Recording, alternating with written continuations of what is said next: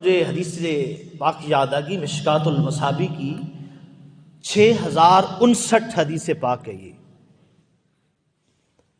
ایک دن حضرت عائشہ صدیقہ رضی اللہ تعالی عنہا نے عرض کی، آسمان صاف، ستارے چمک رہے ہیں، چاند اپنی آب و تاب پر ہے، آقا گھر میں موجود ہیں۔ حضرت عائشہ صدیقہ رضی اللہ تعالی عنہا نے عرض کی آسمان کی طرف دیکھ کر، عرض کی یا رسول اللہ، ان ستاروں کے برابر بھی کسی کی نیکیاں ہیں؟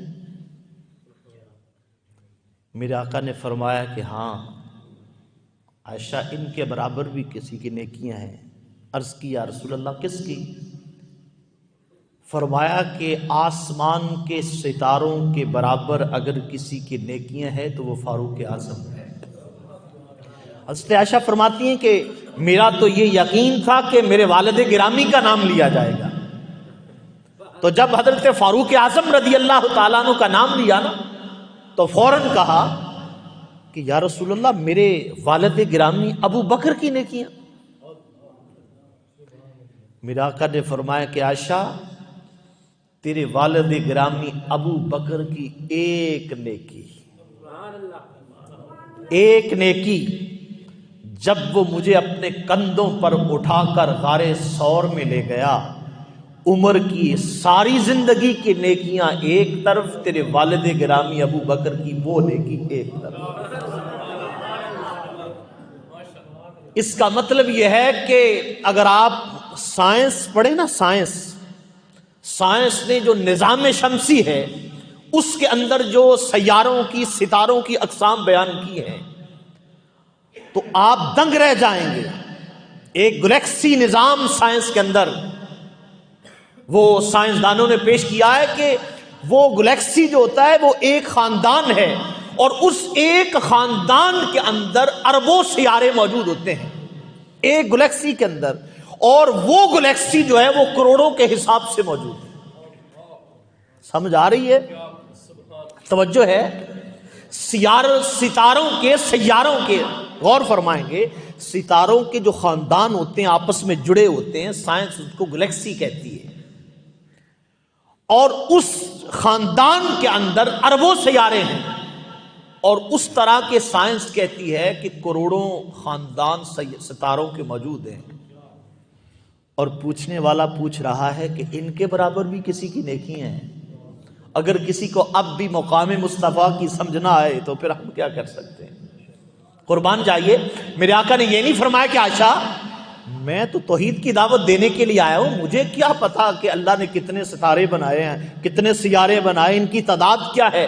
یہ تو ان گنت ہیں، بے شمار ہے، کیا ان کی تعداد گنی جا سکتی؟ اور پھر جو سوال کرنے والا ہے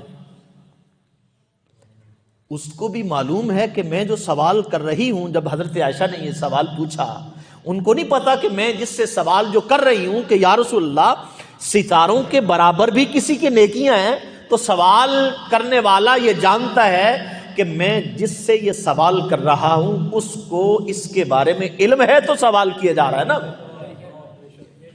جب یاد رکھیے، شاگرد اپنے استاد سے سوال کرتا ہے جو وہ مضمون پڑھا رہا ہے، تو شاگرد کو پتا ہے کہ مجھے اس سوال کی سمجھ نہیں آئی، تو وہ اپنے استاد سے پوچھتا ہے، اس لیے کہ شاگرد ہے، استاد ہے، تو شاگرد اپنے استاد سے سوال کرتا ہے۔ استاد، پروفیسر، ٹیچر جو بھی ہے، وہ اپنے شاگرد کا سوال حل کرتا ہے، اس لیے کہ استاد کا مقام اعلیٰ ہوتا ہے، شاگرد کا مقام استاد سے کم ہوتا ہے۔ اب ام المؤمنین پوچھ رہی ہیں ان کے برابر بھی کسی کی نیکیاں ہیں؟ تو سب سے پہلے تو حضرت عائشہ یہ جانتی ہیں کہ ستاروں کی تعداد کا علم میرے مصطفیٰ کو معلوم ہے۔ ایک سوال۔ دوسری یہ بات، دوسرا کیا ہوا؟ دوسرا اس سے کیا نکلا؟ ستاروں کی تعداد تک بات ختم نہیں ہے۔ دوسرا یہ پوچھا، ان کے برابر بھی آپ کے صحابہ میں سے، آپ کے غلاموں میں سے ستاروں کے برابر بھی کسی کی نیکیاں ہیں؟ دوسرا سوال یہ ہے کہ میرے آقا کو، میرے شوہر نامدار کو حضرت عائشہ یہ بتا رہی ہیں کہ ستاروں کی تعداد کا بھی علم ہے، مصطفیٰ کو اپنے غلاموں کی نیکیوں کا بھی علم ہے۔ یہ دونوں نہ ملیں تو حدیث پاک کا مفہوم واضح نہیں ہوتا۔ تو میرے آقا نے آگے سے کیا ارشاد فرمایا؟ میرے آقا نے ارشاد فرمایا کہ ہاں ان کے برابر بھی کسی کی نیکیاں ہیں تو وہ عمر فاروق کی ہیں، وہ فاروق اعظم کی ہیں۔ تو اس کا مطلب یہ ہے کہ ابھی تو حضرت سیدنا عمر فاروق نے زندگی نہیں گزاری، ابھی تو رسول اللہ کی زندگی گزر رہی ہے۔ رسول اللہ کے وصال کے بعد خلیفہ اول سیدنا صدیق اکبر آئے، پھر حضرت عمر فاروق آئے، پھر 63 سال کی عمر میں حضرت عمر فاروق کا وصال ہوا۔ ابھی وصال نہیں ہے، جو نیکیاں کرنی ہیں ابھی وہ بھی بتا دی، جو کر لی ہیں وہ بھی بتا دی، جو کی تھی ان کا بھی علم ہے، جو ابھی نہیں کی ان کا بھی علم ہے۔ اسے مقام نبوت کہتے ہیں۔ آگے فوراً حیرانگی کے عالم میں کہا میرے والد گرامی کی نیکیاں، حضرت عائشہ صدیقہ نے یہ سمجھا ستارے اربوں کی تعداد میں ان کے برابر تو اگر کسی کی نیکیاں ہیں تو باقی تو کم ہی ہوگی اگر کسی کی ہے۔ فرمایا نہیں، اس کا مطلب یہ کہ اربوں خربوں کے حساب سے نیکیاں تو حضرت عمر فاروق کی ہیں۔ تو آقا نے آگے جو جملہ ارشاد فرمایا وہ سماعت فرمایا، اپنے غور سے تشریح کر دوں۔ فرمایا کہ ابو بکر کی ایک نیکی، کون سی؟ جب وہ مجھے کندھوں پہ اٹھا کے غار ثور ملے گا۔ اس کا مطلب یہ ہوا کہ انسان کو کروڑوں سال زندگی مل جائے، وہ اللہ کی عبادت کرتا رہے، وہ ایک طرف ہے، اگر چند لمحوں کی محمد کی رفاقت مل جائے تو وہ ایک طرف ہے۔ اس لیے کہ رفاقت مصطفیٰ، محبت مصطفیٰ اور عشق مصطفیٰ جو ہے وہ دنیا کی کروڑہا سالوں کی زندگی پر بھاری ہے۔ قیامت کے دن جب میزان قائم کیا جائے گا، حضرت عمر کی نیکیاں ایک پلڑے میں، ابو بکر کی نیکی ایک ایک پلڑے میں، تب بھی یہ پلڑا وزنی ہوگا۔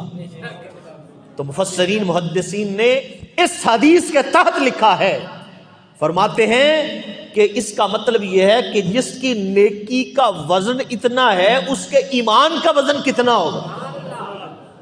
ایمان کا وزن بھی پوری امت مسلمہ پر اگر کسی کے ایمان کا وزن زیادہ ہے تو وہ ایک ہی شخص ہے جس کا نام ابو بکر ہے۔